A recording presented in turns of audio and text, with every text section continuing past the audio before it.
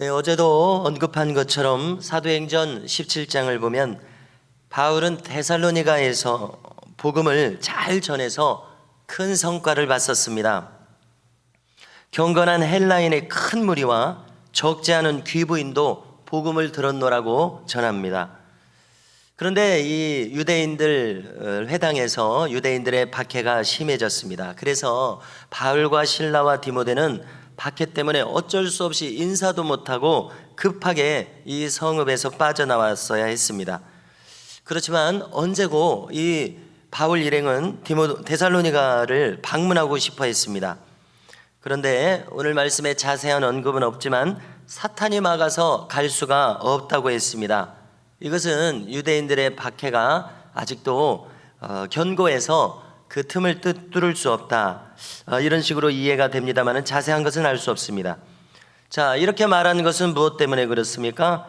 이미 복음을 전해서 데살로니가 성읍 안에서 큰 열매를 맛봤기 때문에 이미 하나님의 뜻은 이 성읍과 왕래하는 것이죠. 그러나 이제 다시 가는 것은 박해 등의 장벽이 가로막고 있었던 것으로 우리가 추측할 수 있습니다. 그 대신 바울은 디모데를 자기 대신 보내서 형편을 한 차례 살폈었습니다. 그리고 베레아에는 신라를 남겨뒀습니다. 그리고 자기는 아덴으로 전도하러 갔습니다. 자, 이 모든 조치는 지금 복음을 왕성하게 전하고자 하는 이 복음의 열정이 넘치기 때문에 하는 일들이죠. 데살로니가에는 믿은 지 얼마 안 되는 성도들이 있었습니다. 그래서 디모데를 보내서 그 상황을 살피고 견고히 세우려는 목적이 있었던 것입니다. 또 새로운 도시 저 밑에 아덴에 복음을 전하려는 이 열정이 동시에 작용하고 있었습니다. 자, 오늘 말씀 2장 19절은 우리 믿는 사람들이 간직해야 할 유명한 요절이죠. 19절과 20절을 찾으셔서 함께 읽고자 합니다. 함께 읽습니다. 우리의 소망이나 기쁨이나 자랑의 면류관이 무엇이냐? 그가 강림하실 때 우리 주 예수 앞에 너희가 아니냐? 너희는 우리의 영광이요 기쁨이니라. 아멘.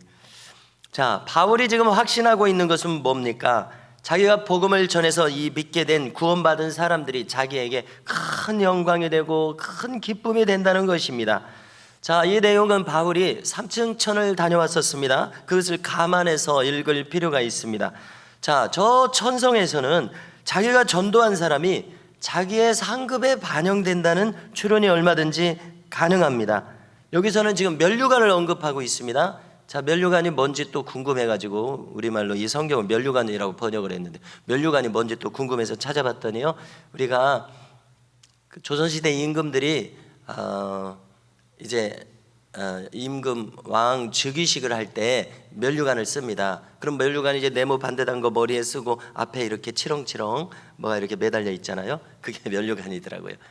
자, 그래서 이제 전국 간증 같은 것을 보면은 그 면류관에 막 이렇게 보석이 박혀 있어서 화려하게 그를 영광스럽게 만들어주는 뭐 그런 내용들도 나옵니다. 지금 바울이 면류관을 언급을 했어요. 자,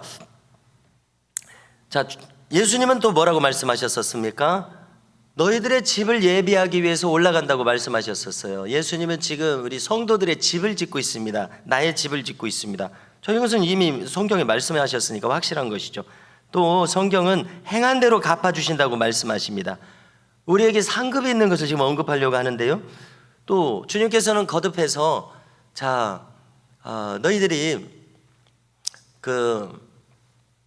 기도할 때 이미 상을 받았다고 말씀하신 적이 있어요. 이것은 무슨 말씀입니까? 사람들로부터 이제 기도하는 것을 표를 냈기 때문에 사람들이 저 사람은 기도 많이 한다, 이미 상을 받았다는 이야기죠. 이것은 무슨 뜻입니까? 은밀한 기도는 하나님께서 갚아주심을 알 수가 있습니다. 기도는 하나님으로부터 상 받을 일임을 알 수가 있습니다. 한마디로 하나님께서는 행한 대로 우리에게 갚아주시는데요, 복음을 전도하는 것은 엄청난 상이 있음을 추론하게 됩니다. 자, 관련해서 저에게 떠오른 간증이 하나 있어서 또 나눕니다. 자, 유명한 간증 영상에 성남제일교회 고 박용규 목사님의 간증을 혹시 기억하실지 모르겠습니다. 한국교회에 굉장히 확산되었었는데요, 혹시 접하지 못하셨다면 함께 시청해도 좋을 영상입니다. 믿고 시청해도 좋을 영상이요. 자, 그분은 1938년생으로 성남제일교회를 개척해서 수천 명의 교회로 부흥시켰었습니다. 새롭게 하소서 나왔었는데요. 자, 1987년에 그는 고혈압으로 쓰러집니다. 그래서 가족들이 임종 예배를 드리는 거예요. 그런 중에 그는 두 천사에 이끌려서 저 천국과 지옥을 방문합니다. 자, 여기서 거론할 것은요, 천국의 집이 어마어마하게 건축되고 있더라는 것입니다. 그리고 천사들이 부지런히 지상에서 건축 재료를 공수를 하는데요, 그 건축 재료를 가만히 봤더니 뭐냐면은 성도들이 지상에서 봉사합니다, 기도합니다, 예배합니다, 전도합니다. 그러면 건축 재료가 돼서 천국에 막 이르는 것입니다. 엄청나게 높은 고층 빌딩이 있는데 저 집은 누구의 집이냐 이렇게 물으니까 답을 하기를 저 집은 D.L. 무디의 집입니다. 그렇습니다. D.L. 무디는 시카고에서 엄청나게 전도를 했죠. 그래서 우리나라 초기에 왔던 선교사들은 다 D.L. 무디의 선교 운동에 의해서 우리나라에 왔습니다. 전 세계 선교사로 나가는 학생 운동이 일어나 가지고요, 그렇게 됐었습니다. 그리고 요한 웨슬레는 말 타고 매일 하루에 설교를 3번 했다고 합니다. 말 타고 광부들에게, 간호사들에게 막 전도한 사람이었습니다. 그리고 한국의 최건능 목사님의 집에 그렇게 크더라는 것입니다. 왜 그렇습니까? 이렇게 물으니까 저분들은 엄청나게 전도한 사람들입니다. 천국에서는 영혼을 구원한 것이 그렇게 상이 큽니다. 이런 답을 합니다. 자, 여기에 덧붙여서 주기철 목사님이 또 궁금해요. 워낙 유명한 분이니까 궁금하잖아요. 손영한 목사님이 워낙 궁금하니까 보여달라고 하니까 보여주는데 상대적으로 집이 좀 초라합니다. 상대적으로. 왜 그렇습니까? 우리 한국교회에서 상징적인 분들인데요. 그러니까 그분들은 순교하신 훌륭한 분들이지만 많이 복음을 전할 기회가 없어가지고 영혼 구원의 그 열매가 없기 때문에 저렇습니다. 이렇게 이야기했다고 합니다. 자, 어디까지나 간증은 참고할 용도입니다. 성경은 아니니까요. 성경과 부합하는 내용은 적극 우리가 참고하면 됩니다. 자, 오늘 바울은 뭐라고 지금 말했습니까? 여러분들은 우리 주님께서 강림하실 때 기쁨과 자랑의 면류관이다 이렇게 이야기를 합니다. 여기 전도자의 보람이 있는 것이죠. 전도자의 성도 사랑이 느껴집니다. 바울은 오늘 내용을 보니까 이 데살로니가 성도들을 몹시 보고 싶어해요. 그래서 또 후반부를 보니까 간절히 기도하기를 다시 내가 꼭 방문하고 싶다. 그래서 여러분들 믿음을 보충해야 되겠다. 새 안식일 동안 전했으니까 한 달이 채 못 되는 동안 갔습니다. 자, 그러면 또 전하고 싶은 내용이 또 얼마나 많이 있겠습니까? 3주 동안 얼마나 많이 전했겠습니까? 아주 기초적인 것을 전했었겠죠. 그래서 다시 가고 싶다 간절히 기도하고 있습니다. 그래서 여기서 이 목자의 마음을 느낍니다. 우리 로마서 8장 26절에서 성령께서 말할 수 없는 탄식으로 우리를 위해서 친히 간구하신다고 바울이 적었었지 않습니까? 바울의 마음도 그와 비슷한 것을 느끼게 됩니다. 몸은 떨어져 있지만 여전히 그들과 함께 있어 그들을 굉장히 사모하고 있어요. 자, 3장 1절로 5절을 보면은요, 바울은 자기가 못 가니까 디모데를 대신 보내서 성도들을 견고히 하고 또 한편으로 위로하려고 했습니다. 자, 왜냐하면 환란이 닥쳤기 때문에 그렇습니다. 이것은 그들과 함께 있었을 때 바울이 예견했던 것입니다. 환란이 닥칠 것이다. 자기가 예견했던 대로 유대인들의 움직임이 심상치 않았죠. 자기들을 박해해서 지금 해를 끼칠 것 같으니까 데살로니가에서 급하게 지금 나와야 했었습니다. 피신했어야 했었습니다. 그런데 남아있는 이제 성도들을 가만히 두지 않았겠죠. 여러 가지 지금 읍장들을 동원했었지 않습니까?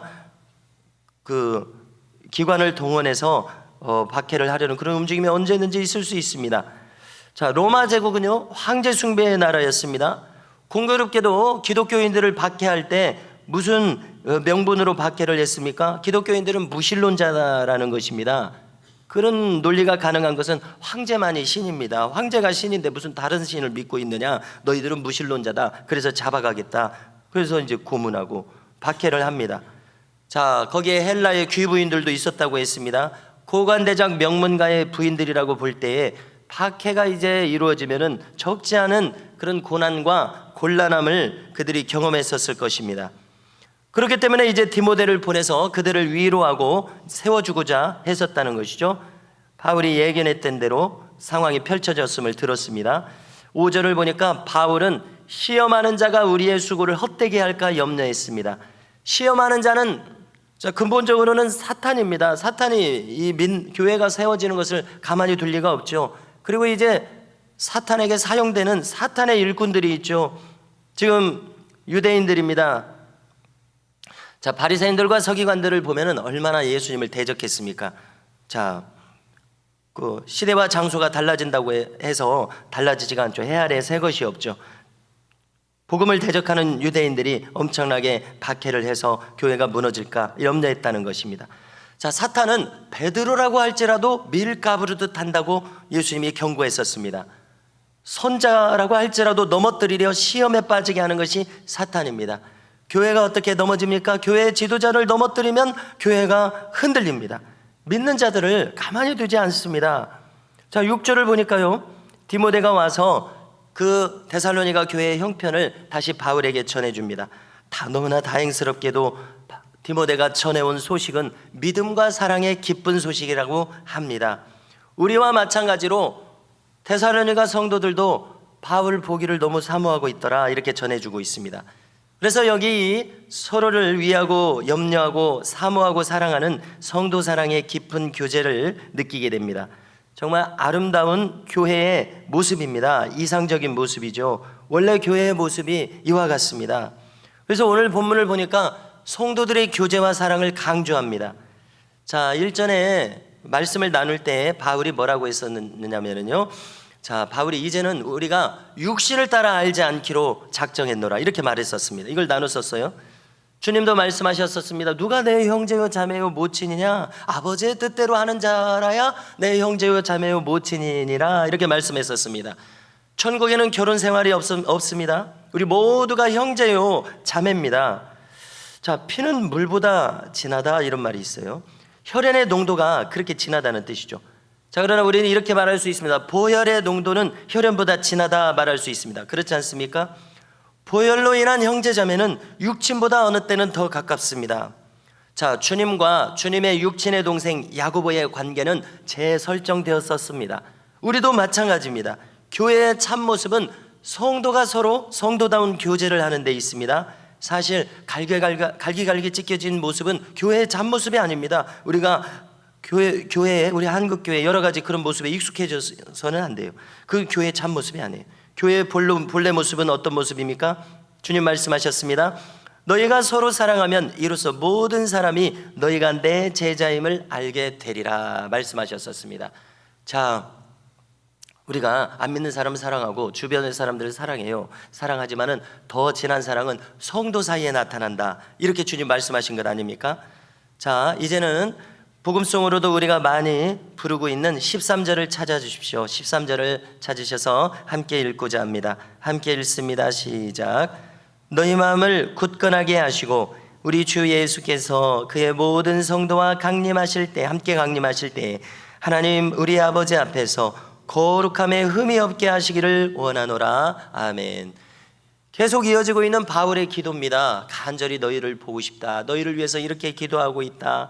너희들도 서로 사랑하기를 내가 간절히 기도하고 있다, 이것입니다. 자, 이 데살로니가 성도들을 향한 바울의 이 기도는 곧 우리에게 적용할 수 있는 우리를 향한 하나님의 기도요, 하나님의 뜻이요, 또 우리가 가져야 할 소망의 기도 제목이 됩니다. 히브리서 12장 14절을 보니까요, 모든 사람으로 더불어 화평함과 거룩함을 좇으라. 이것이 없이는 아무도 주를 보지 못하리라, 이렇게 말씀합니다. 이 바울의 마지막 기도에 이것이 담겨져 있습니다. 오늘도 우리 모두가 이 기준을 따라서 살면서 이 하루를 승리할 수 있기를 주님의 이름으로 축원합니다.